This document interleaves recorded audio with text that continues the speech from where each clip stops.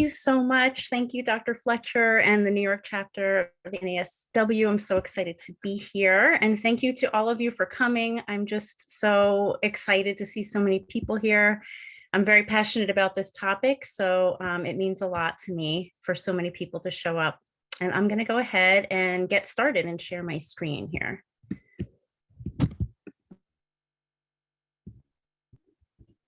Great. Does that look good to everyone? Wonderful. So I am passionate about this topic and wanted to give an opportunity to everyone to discuss it because I think that clearly it's on everyone's minds these days. There's been a lot of grief and loss in the world in the last 2 years. Before we get started, I just wanted to go over what we're going to discuss today. Oh, I'm sorry. The first part will be just looking at the issue of childhood grief and the pandemic's impact on the bereavement rates amongst children and teens, and the unique challenges of grieving during a pandemic. We'll look at what is grief and some of the philosophies and theories behind it, and how we as social workers, clinicians, and educators can support children and youth by understanding grief from a developmental standpoint and activities that we can do to support their healing and processing. And lastly, we will look at culturally responsive grief and bereavement services. And that is what we'll do today. I have a very personal connection to this topic. My husband, Dusty, died unexpectedly in 2017. And losing him propelled me to want to pursue my degree in social work so I could give back and help, especially people in their bereavement. And raising our 2 children and helping them process their grief and seeing what the experience has been like for them has really made me specifically passionate about childhood bereavement. The death of a member of a child's immediate family is one of the most frequently reported disruptive childhood experiences. The childhood bereavement estimation model has found that 1 in 13 children will experience the death of a parent or a sibling by the time they're 18 years old. And as you can see here, it affects people from all different races and ethnicities, with Black or African American children being impacted the most, and Asian or Pacific Islander children the least. But regardless of race or ethnicity, this is impacting children across the country. COVID-19 has significantly impacted childhood bereavement rates. As you can see here, in 2015, the parental death rate was 7.3%, and it increased substantially in 2020.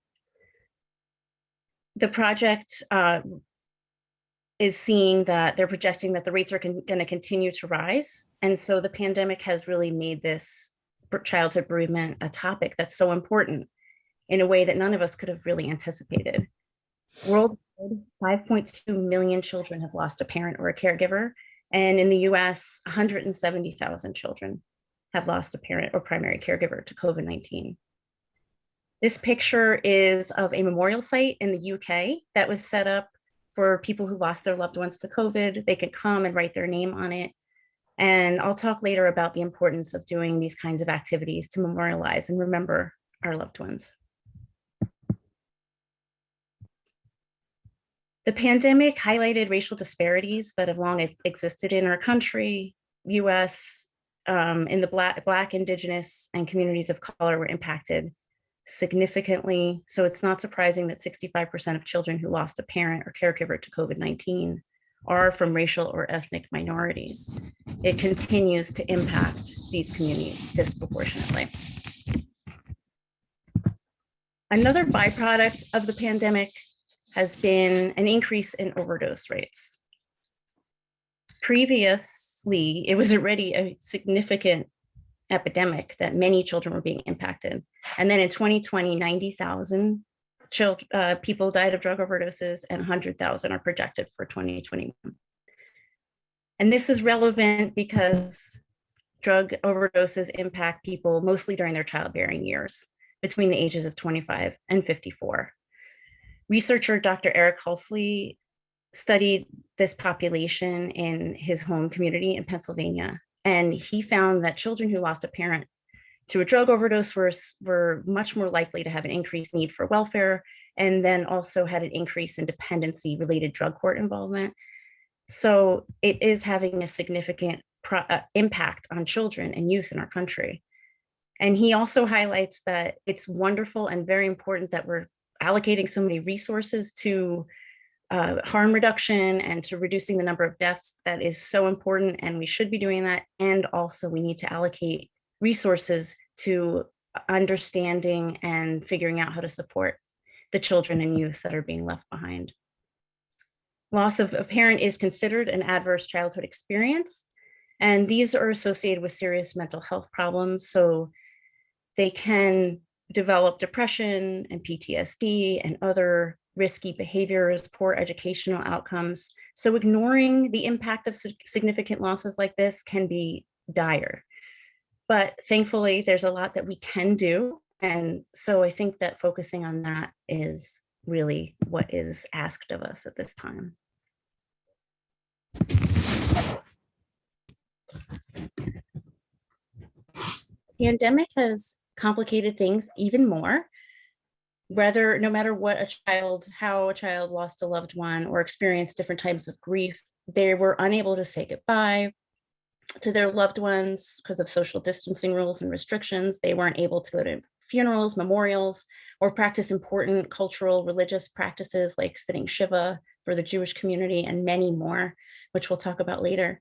And then the social isolation that has followed. Being alone after you lose a loved one can be really hard. So these are things that anyone who's experienced loss in the last 2 years is still processing and working through.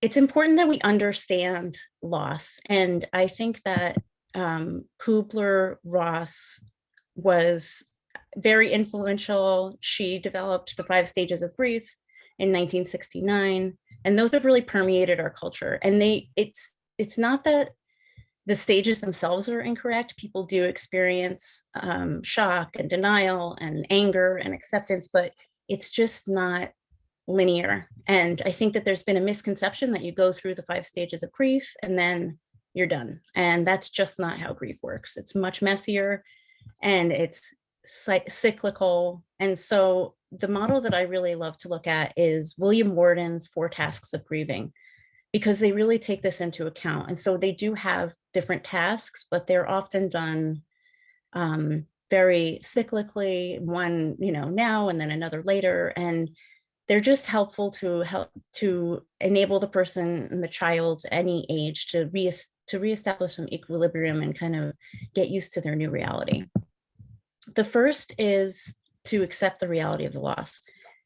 And this is important. In Kubler-Ross's model, it was the final stage of grief, but Worden believes that it's actually fundamental to beginning the healing process. And this makes a lot of sense to me too, because I think it's when we allow children and youth to participate in the rituals, such as the funeral or preparing the eulogy, and help them contribute when you're writing the obituary and going back and tending the grave. It helps them really accept the loss, and not that they find it acceptable or that it's okay and they move on with their life. It's just more that they are coming to terms with the reality before them. The second task is to process the pain of grief. And this one is just painful and difficult, but it's necessary to healing. So we can encourage children and youth to cry, to talk, to alone or with others, to create art, to memorialize their loved one, or to just express their creativity, their feelings through a creative form. And they really benefit from peer support groups, so they know they're not alone, because it can be very isolating for children to be the only one who've lost an immediate family member. The third task is to adjust to the world without your loved one in it.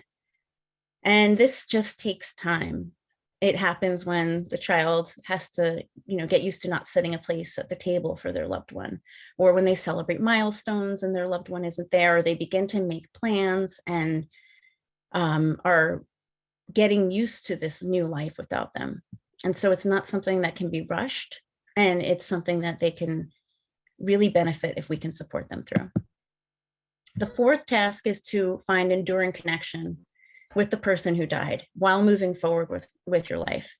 And this one is so important for children because they can often feel torn because they want to be happy with their friends, but then they might feel guilty that they're having fun and as if they should be sad all the time. It can be really challenging for adults too, but I think for children, this task gives them permission to move forward with their life, to have fun, to create new memories while bringing their loved one with them. And so they can do this in their everyday life by eating their loved one's favorite foods and listening to music, and or doing bigger things like organizing an event in their name and creating memorial objects or places. And this is a picture of my kids when they were much littler at a tree that we planted here for their dad, and we call it Daddy's Tree, and it's also grown much bigger. And it's just been really nice for us to have a place that we can go to remember him, and it's part of our new life because we relocated after my husband died. So we want to bring him with us into the future, and this task really gives us permission to do that, and that's true for other children as well. Before I move on, though, I just wanted to add that with that task specifically, it's really important that we understand the cultural and religious context that our clients are coming from, because we don't want to suggest something that would, be counterintuitive to their practices. And I'm going to talk more about that later, but I think especially with that task, it's important to keep that. So, that children process grief different than adults. And so talk about the different developmental stages now, and you can support them through their grief, sorry. The first and most important thing is to remember to take a trauma-informed approach to working with children. And I happened to come across this amazing book that I think everyone here should buy. Just last month, Learning from Loss, A Trauma-Informed Approach to Supporting Grieving Students by Brittany Collins. And it is a wonderful resource for teachers and for clinicians. There's a lot of really helpful practical advice in here for how to help kids who are grieving. And she really recommends taking this trauma-informed approach that was developed by Dr. Howard Bath. The 3 pillars of trauma-informed care being safety, connection, and emotional regulation. So we can help the students, the children and youth we're working with by helping them feel safe emotionally and physically, and making sure their needs are being met, and that they have freedom to express themselves and take healthy risks, and that they have connection with other people, and so that they really know that they have a sense of belonging, and that they're given tools to work with their emotions so that they can feel all of these really challenging thoughts and feelings that come with loss, and learn how to feel them, and then also be conscious about how they express them. So that is a lot of work in and of itself. Early childhood is a particularly difficult age in some ways because they cannot grasp the permanence of death. And so it's really important to speak clearly and directly and offer simple explanations to them, because euphemisms can actually be really confusing to children. Like if you say, Uncle Tim went to sleep and didn't wake up, then they can actually develop fears about going to sleep. And so just, saying the truth in a very simple way, Uncle Tim had cancer, the doctors tried everything they could, but they weren't able to save him. His body stopped working and he died.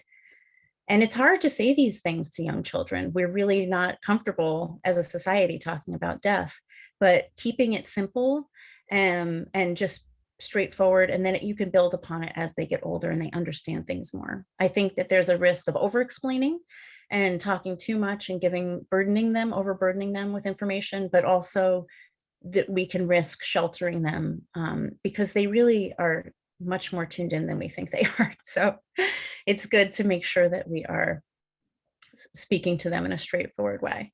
They do need to ask questions repeatedly, as anyone who works with young children knows. And then you might see them express their feelings through play, which is actually really healthy if they're playing out some of the scenarios that have happened with their dolls or dinosaurs or whatever they're playing with. They might have some challenging symptoms like sleep disruptions, worrying about the other loved one. If they lost a parent, they might be very worried about their other parent dying, and clinginess, regressions. So we can support them by having consistent, predictable routines and giving them some choices so they know where they do have their agency, and lots of extra nurturance, which is so easy when they're little. One of the activities that you could do for the young child is help make them a memory bracelet. And young children can worry that they won't remember their loved one, or their parents actually might worry that they won't remember the loved one who died. So making a special memory bracelet is a good way. They can have a bead, and as they put each bead on, they can think of a memory, and then the adult who's doing it with them can write it down so they can have it written and hold on to. And then they have this physical object with them, which can be really comforting. And this is just one activity. There's many, and I can't recommend the Dougie Center more. They're a wonderful resource. They have lots of activities for kids of all ages. Elementary school age children are able to come to terms with the permanence of death, but they still might have some confusion and sense of responsibility or guilt. So again, speaking in a really straightforward, clear way with them will be really important as well. They might have sleep and eating disturbances, lots of questions, regressions, and headaches and tummy aches, things like that, physical ailments. And they also, and this really is true for all ages, they may, be very emotional one minute, and then the next minute they seem like they don't even, it's not on their mind at all. And that's just something to get used to with grieving children. They need to kind of, come talk about it and lean in, and then they've had enough and they need to go back and shut it out for the rest of their day. And that's totally normal. So encouraging them to talk about their feelings and helping them channel some of their emotions and energy by having good outlets like physical activities and creative outlets as well. And giving them choice and predictability is really important, as well as connecting them with other children who are grieving. This activity, I think, is just great for this age group. My daughter now is 8 and she loves this kind of thing. They really need structures and autonomy. And so this is on the Dougie Center's website, and you can go there and print it out, and then they can cut out the squares and then make their own schedule for the day. And so it gives them that sense of autonomy. They can make it with their adult, so it's an approved schedule, and also the structure that makes them feel safe and secure. Middle school age students do understand the permanence of death and can also experience some guilt. So again, speaking straightforward and being honest with them is very important. They may struggle with anxiety and excessive worrying, and have behavioral challenges, trouble focusing at school, and some of those physical ailments as well. So helping them identify activities that can really help them have an outlet is important. So the things that are really important to them, and it could vary. It could be sports for one child, and for another, it could be music. But just helping them find those healthy outlets is important. And again, connecting them with other kids who have experienced loss, so they know they are not alone. An activity for, sorry, let me say, there we go. This age group, to help calm their nervous system and help teach them some emotional regulation, is to go spend some time in nature. If they live in a rural area, they can go into the forest, but if they live in an urban area, they can go sit by a tree or look out their window at some birds. It can be very simple, but even just spending a few minutes connecting with nature and writing down what they observe, documenting what they see and hear and smell and feel. And then afterwards, encouraging them to journal, to say how they felt afterwards by doing this kind of immersion in nature, and if it helped them feel better, then they can have it as a tool in their toolbox for emotional regulation. Teens fully understand the concept of death and can really struggle just because it's such a challenging time developmentally. Going through loss can be really challenging when you're a teen.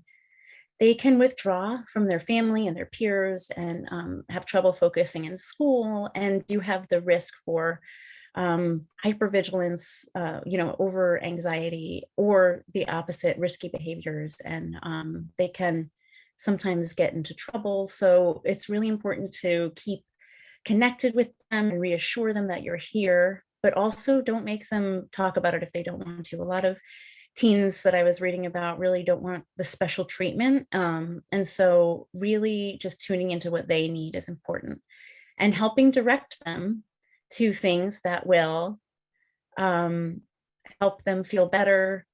Ask them what's soothing and uplifting, and those activities that will give them some meaning. And just be really curious about their experience at this age. They're really processing their own beliefs about afterlife and what happens when someone dies. And this can be a really fruitful time to have those conversations. Directing their grief towards something meaningful can be really positive for this age group. So organizing a charity event to honor their loved one can be a positive way for them to channel their grief. So you can invite friends and family to have a beach cleanup on their birthday, or fundraise for a cause that was important to them. And so that helps them channel their grief. And this is really applicable to young adults as well. Children between the ages of 25 are still in that in-between stage. And so these kinds of resources for them would be very helpful as well. So I'm going to pause here and just ask some questions as we dive into this last portion of my presentation about culturally responsive grief and bereavement services, because this is such an important part as social workers. And I've been learning a lot through my research, but I'm really also curious to learn from you. What are some of your cultural bereavement practices, and how does your family navigate the grieving process? I would love to hear from you.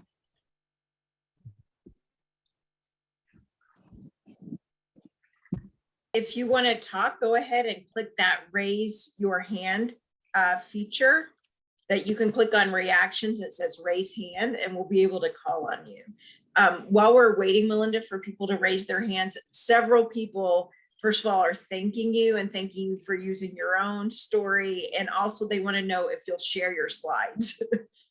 Oh, absolutely. Yes, I would love to. Definitely. Okay, perfect. It looks like Samantha has her hand up. Samantha, do you want to talk a little bit about cultural responsive grief? Sure. I work at Catholic Charities of Baltimore at Esperanza Center, and I am a manager of a few programs that serve unaccompanied immigrant children. We're going somewhere. Stay off the computer. And immigrant victims of crime. And recently I attended a really interesting training about ambiguous loss, and especially ambiguous loss for children. And I'm just sort of struck by like the combination of what you're saying and what they said, because a lot of our kids that we serve haven't actually lost a parent, but they sort of have, and that maybe they're now not living with them anymore. They don't get to see them anymore. Maybe their family lives in a really remote area with no cell service or anything like that, so they don't even get to talk to them. And so we've been also managing like what it looks like to talk frankly about grief and loss where you're grieving something a little less tangible. So in terms of just making it culturally relevant to them, that's one of the things that we've been doing. That's really wonderful. And it's so important. And I can't agree more that this is applicable to any kind of loss, really.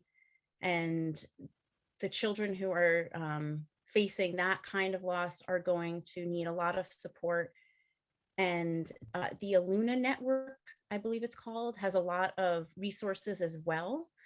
I included that in my resource list at the end of the slides, but I would recommend that a lot because they have resources geared towards grief and bereavement, but also addiction, the impacts of addiction on families, which can sometimes contribute to those situations.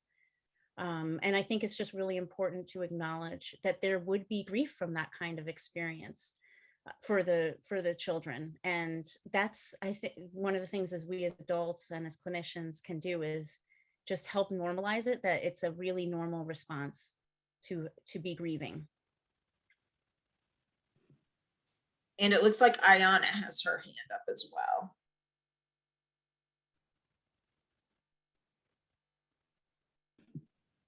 Hello? Hi, Ayana, we can hear you. Go ahead. Hi. So in my family, we are Southern Baptists, and we try to get kids comfortable with death as early as possible, going to the viewing, going to the funeral. And particularly around sudden deaths, one of the things we do is we will have the kids write a letter to the person that's passed. And at the viewing, usually what we'll do is we'll either have them put the letter in the casket themselves, and just letting them, just so they can feel as though they got to say what they needed to say to the person that's passed. And I've done it with my own daughters, and it has seemed to help them, maybe not fully have closure, but at least feel as though, they're participating in that grief process and getting some of that grief out in the way they need to. That's really wonderful. And that's, teaching them to engage with it and letting them have a part in the activities. I think that sometimes people want to shelter their kids from the pain, and it's very disturbing to face loss and, to go to a funeral and a wake and, have open casket, all of that. It's hard, it's dark, it's difficult for adults too. But I think that you are spot on by engaging them and letting them have a voice and teaching them how to process their own feelings around the loss. That's really great. And then Melinda, there's a few comments in the chat. So Linda says novena, 9 days after death, of praying the rosary in the home of the departed. And then Christian says, I taught a student who said her family was very death positive. So they frequently talked about death and thinking of the afterlife in a positive way, which helped her family deal with future grief. And then Hitishri says, in Hinduism, we grieve and pray for 12 days. We have many death and passing of life rituals that all kind of address fears or concerns people have about the afterlife. Extended family and friends come over with food every day. Immediate family is not allowed to cook or clean and help out the family. We have 3 major days of prayer and togetherness during that time period. So those are some other cultural things to think about. And I'll be quiet now so you can go on. No, that's beautiful. Thank you. Thank you so much for sharing those. And I just love hearing about the way that different people and different cultures grieve. And when I studied in my to get my bachelor's degree, I majored in world religions and religious studies, and doing this process of learning more about different cultures and races and how they grieve reminded me so much of those studies. And so I really enjoyed this, and thank you so much for contributing. And I think that, I'm coming from this perspective of learning about different cultures, but I think that, you are going to have clients who come from all different cultural backgrounds and religions. And so we can't go into depth in all of those, even though I could do a whole slide, a whole huge presentation on this, because it's so fascinating to learn about the way that different cultures grieve and approach this process. So since we can't do it all today, I'm going to just take a look at how we can support Black youth and Native American youth and Latinx youth in the grieving process. And of course, these are just some examples, and we're not going to be able to, we're just speaking in general, so they're not going to apply to every single subgroup that everyone here is working with.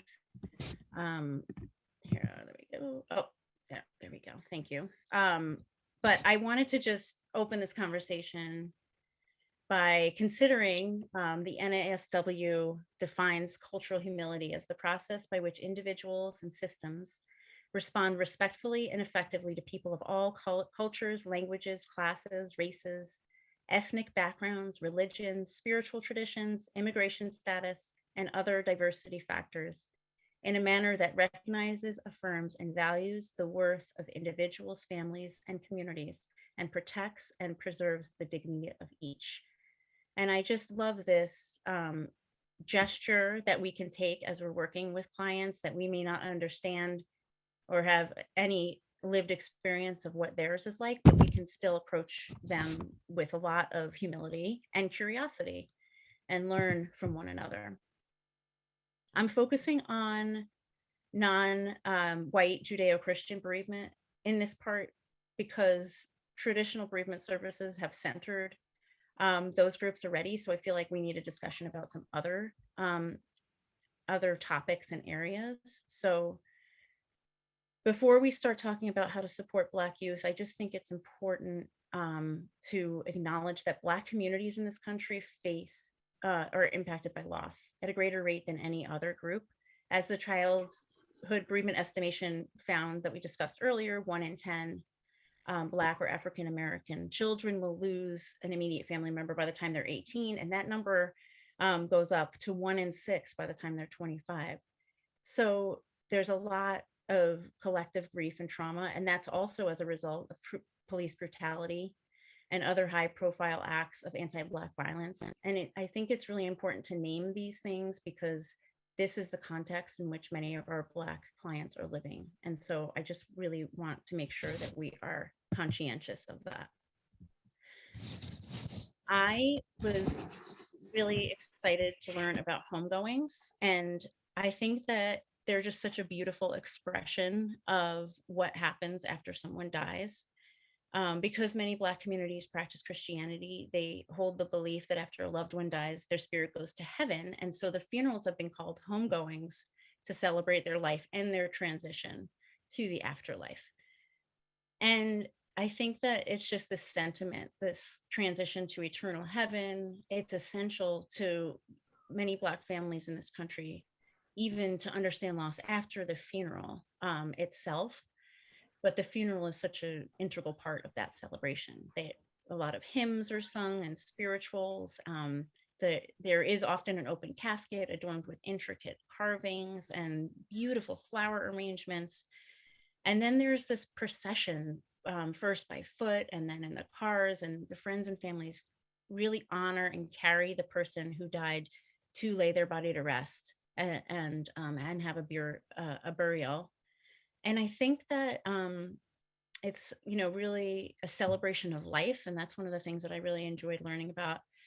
And it's important to note too, that among a lot of non-white cultures, there's a much greater, closer relationship among elders and like non-nuclear family members. So because of the way like multi-generational families live, the caregiving responsibilities are distributed differently. And so people from non-white cultures really might have more of a reaction to losing extended family members as well. And so I think that's really important to keep in mind too. And as we talk about supporting Native American youth, I think it's important to note that there's 574 tribes in the United States. And so attitudes and practices and beliefs and rituals are going to vary amongst the tribes, but there still are some commonalities. There's a great emphasis put on family and tribe. And again, that kind of like extended network is really important in Native American culture. And the belief that the person who has died, that their spirit lives on is really crucial, because there's a big, belief that they're serving as a guide and a source of support for the family members who are left behind. And that connection is maintained, and that can be really comforting to the people who are left behind. Cremation and burial are both practiced, and if a person is buried, the land is considered very sacred and should never be disturbed, which is important to note. I listened to this wonderful grief sensitivity workshop, and one of the presenters shared about how her father-in-law died of COVID-19. And he was a very traditional man. And when he died, his body he was still positive for COVID-19. And so they couldn't have the traditional funeral practices and rites and traditions. And it was very difficult, and it has been very difficult for the family, that they weren't able to do that for him. And this is one example. This has happened to many people in this country from different cultural backgrounds and religions, and something that they are still going to be processing even after this. As we look at supporting Latinx youth in their grief, it's also important to note that there's no singular Latinx culture. So you may have clients in your care from different Latin and Southern American countries, as well as Caribbean backgrounds. And so the attitudes and practices and rituals are going to vary, and they're very influenced by the local indigenous cultures. Family is first, and in Latinx culture, it's a huge central part of their identity. And so engaging family members in the therapeutic process and really acknowledging the importance of family is going to help build trust with the family, and they're going to be more on board with working together. Some Latinx cultures observe 3 days for wake and funeral, and other families, like in the Dominican Republic, observe 9 days of mourning. And so there's just going to be a lot of variation.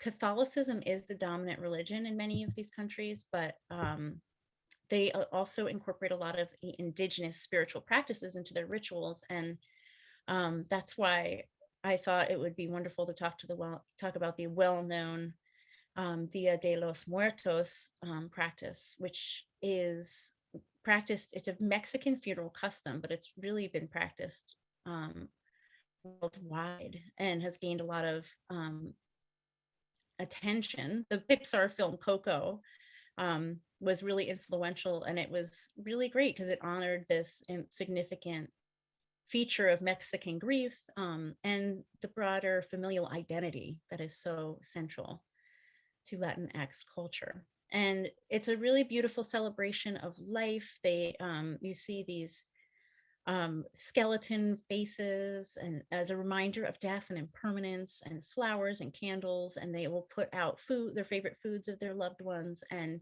it's a really uplifting celebration that honors and maintains that connection with the ancestors, which I think is so important. And so, again, just to emphasize, it's important not to generalize. I share a little bit about those because I think that we can then take the same inquiry home and apply it to the populations we're working with and the different influences that they have. So there's many more. And I was thinking too about the refugee communities in, local in Albany that I know, and I know there's many all around the country. And for people who have immigrated to the United States, they're grieving and then separated from their loved ones in their home country. So, there's just a lot of complexities based on different people's cultural and religious backgrounds. And the same is true for looking at different religious practices. There's going to be a lot of variation. There's orthodoxies of different sects. And so we can consider some of the different practices, but don't generalize, I would say. And this is only 3, but there's so many. And, I just thought it was interesting to look at how in Judaism and Islam, the burial happens as quickly as it can, ideally within a day or so. And in Judaism, there's 3 periods of mourning. The funeral and the burial are the first part, and then the 7 day of sitting Shiva and really gathering with family and eating a lot and grieving and praying. And then for 30 days, things go back to normal, but there's still grieving, especially for the immediate family. And then they have the tombstone consecrated. And in Islam, wherever the person is buried, their grave faces Mecca. And for 3 days, the friends feed the family so they don't have to do anything except grieve, which is so important in any tradition, is to feed the people who have lost a loved one. And in Buddhism, mostly cremation happens, but burial happens depending on the local customs. And they will often use awake, have a viewing of the body as an opportunity to teach the Buddhist concept of impermanence, to remind people of the impermanence and the reality of death, so that we can really appreciate our time on earth here. And lots of rituals and chanting may be performed to help support the transition. And there's a belief in reincarnation to try to help them incarnate into have a good incarnation. And so when you're considering the religious background of your clients, they may have to miss school. They may have they may be prohibited from participating in certain activities like music and dance for a period of time. So I think just being curious and finding out what the practices are, and even within a religion, each family is going to have their own unique approach to this. So that's why not assuming is so important. And children and teens are going to grapple with their faith and questions about their own beliefs. And that's why getting an understanding of their background and the attitudes and beliefs that are influencing them are important, so that, can be a helpful way to guide the conversation and to support them. And these are really big questions that kids grapple with. And losing someone really shakes you up. And, especially for teens, really asks them to think about what happens when someone dies. So being there with them and meeting them is crucial.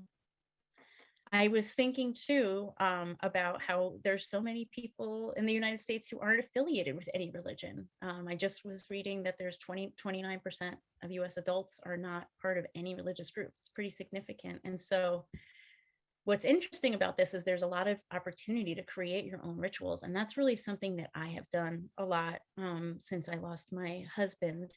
And we did that. This picture on the right here, actually at his memorial service, we had these beautiful pieces of watercolor paper. As you can see by my slides, I love watercolor.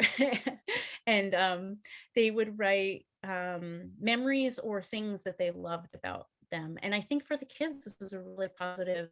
We have a lot of nieces and nephews and friends with kids. So there were many children at his memorial, and there to support us and our family. And so I think it gave them a chance to write down their feelings in a similar way. And then we have these too. So now my kids are older and I can share these memories with them, which is really good. So there's lots of ways to do this. And, really the possibilities are endless. So I just encourage you, if this is something that's of interest to you, that you could help your clients in this way if they really don't have any guiding cultural practices.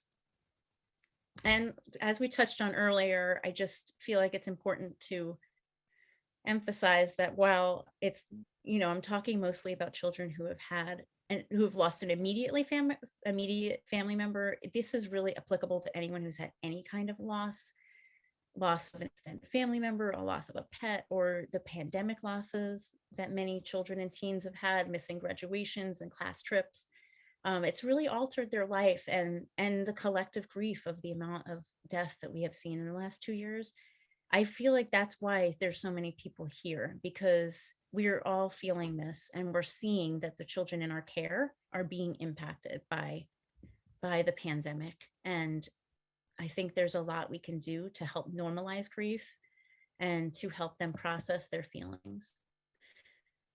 So in closing, I just wanted to mention, we're in Albany, so the local resource here that is so wonderful is the community hospice. They provide free grief and bereavement services to 8 counties surrounding Albany, and they have bereavement services that are specific to families and children. Wave Riders is a support group, and then they have Camp Erin, which is a weekend camp for grieving children. And there's really many camps that are available for kids who have lost a loved one. And I'm sure that you have a local resource near you. The Dougie Center is an incredible model. There's actually many family bereavement groups that have been modeled after it all around the country. And they also just have a ton of resources. They have a podcast and they have activities, and can really help people understand how to support a child or a teen who's grieving, and also or a family And the Aluna network I mentioned earlier, support for children impacted by grief and addiction, and the New York Life Foundation. It also has a lot of resources, and they fund both Aluna and Dougie Center.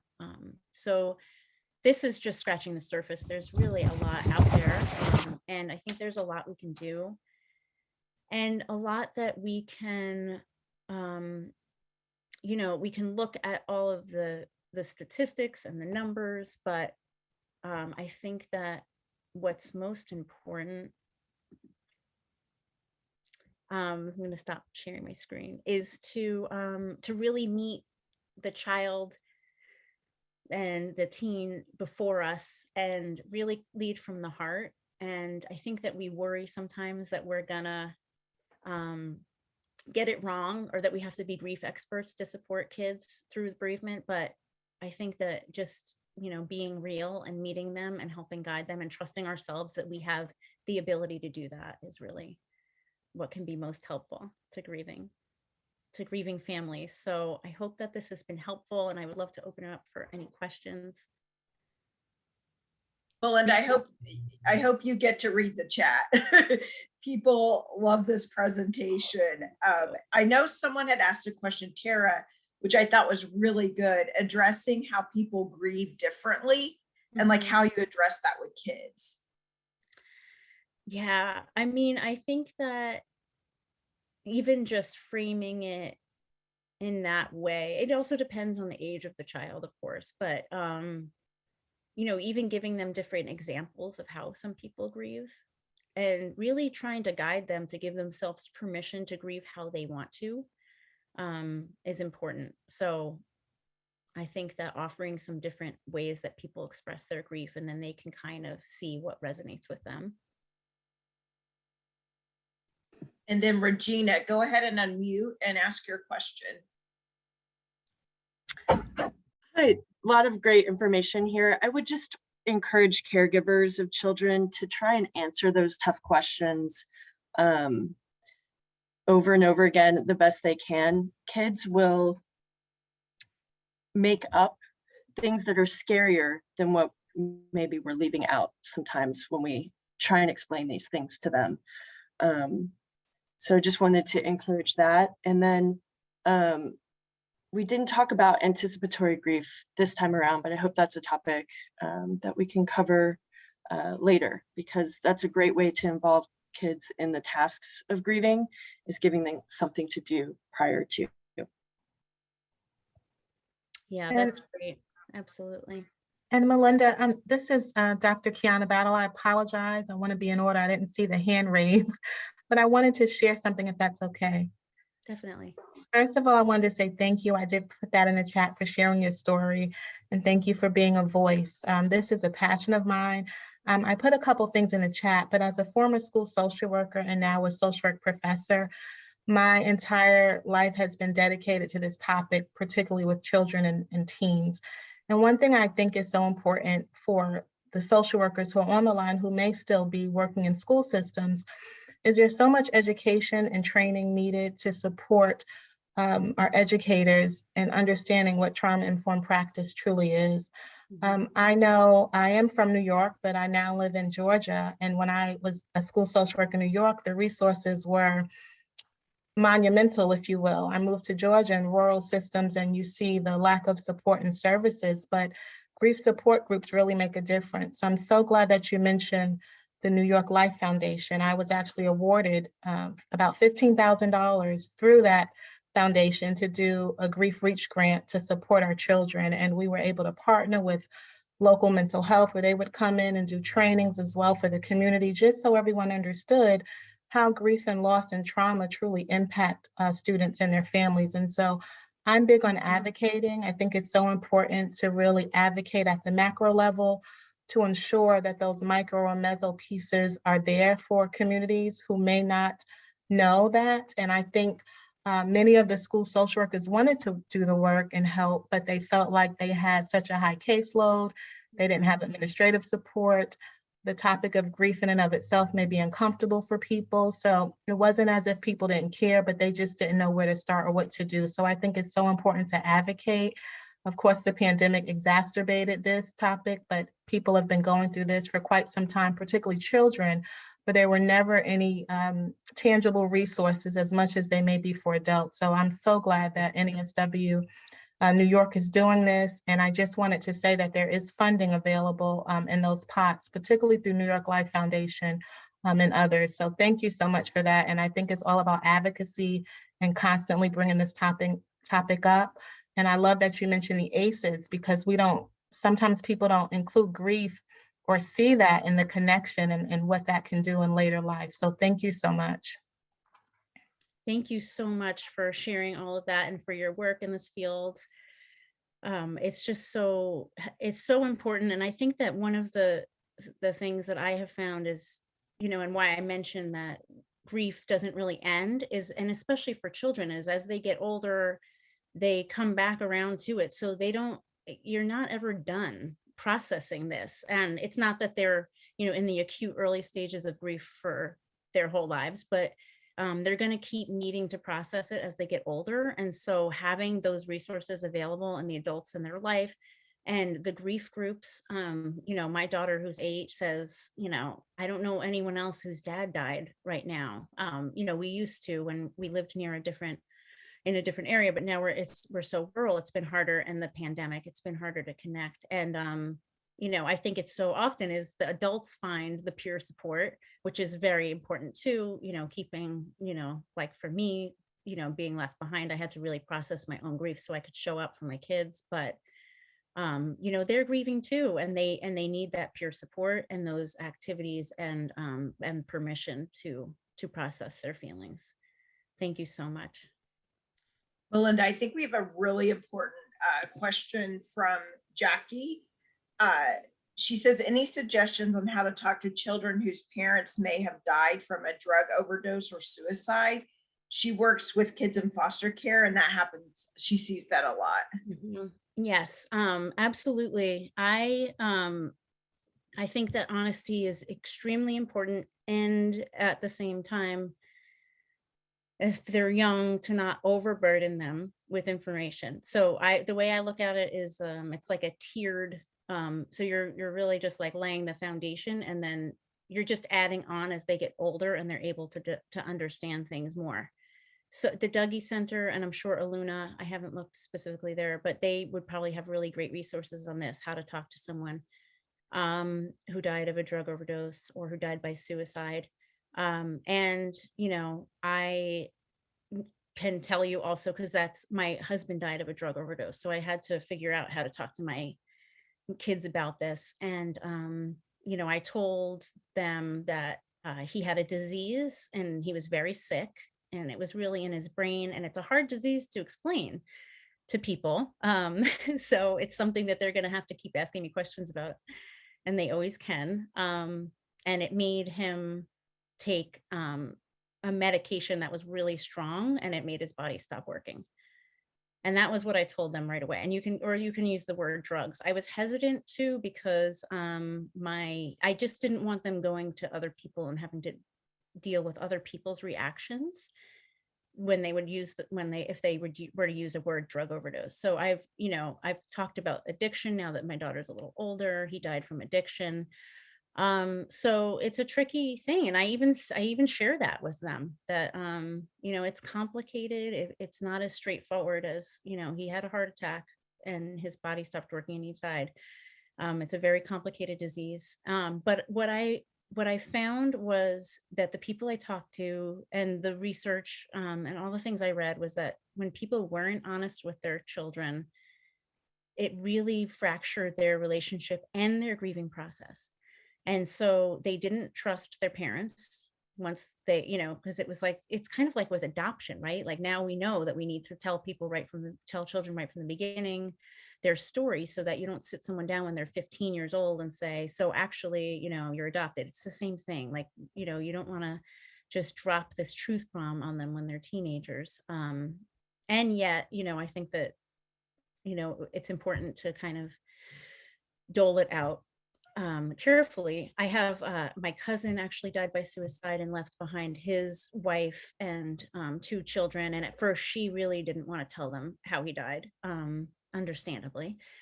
And after over time, a little bit of time, she realized the same thing, that it really wasn't serving them. And they were very confused and they were making up their own interpretations of what happened. And so focusing on the mental health piece is really important. With both addiction and suicide, the person is not in the driver's seat anymore. They're not consciously, people would occasionally would be like, how could he do that? He had a family, he had you. And I would be like, that's not what it's like.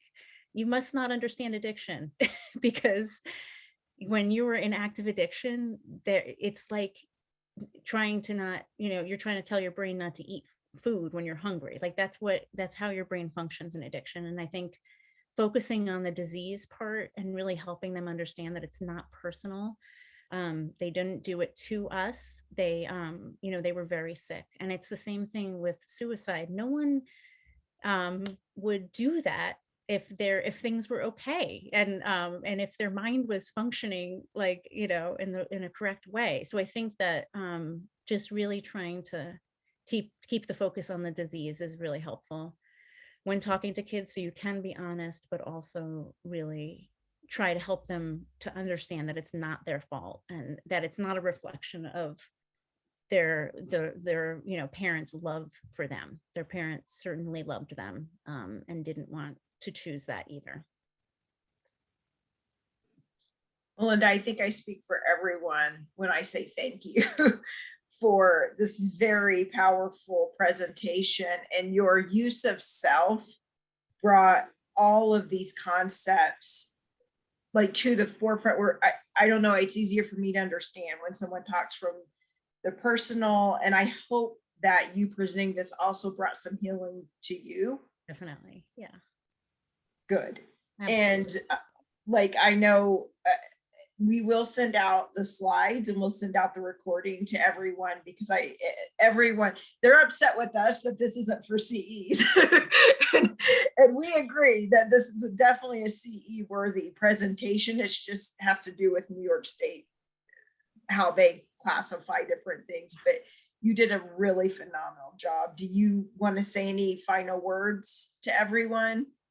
I just, want to say that I am so grateful for all of you for coming. And I was so surprised that there were so many people registered for this event. I didn't expect on a Monday at noon that there would be so many people who came. And so it means a lot to me that there's so many caring people out there who are also concerned about children who are going through grief and difficult times. And I just hope it's the beginning of a conversation that we can continue to have together. And I would be happy, I'll share my contact information as well, so that you can stay in touch. And I would love to collaborate and connect and keep this conversation going. Thank you so much. And thank you, Dr. Fletcher and the New York NASW for having me. Thank you so much, Melinda. I'm giving you a round of applause because I know if we were in the room, everyone else would be too. Thank you so much.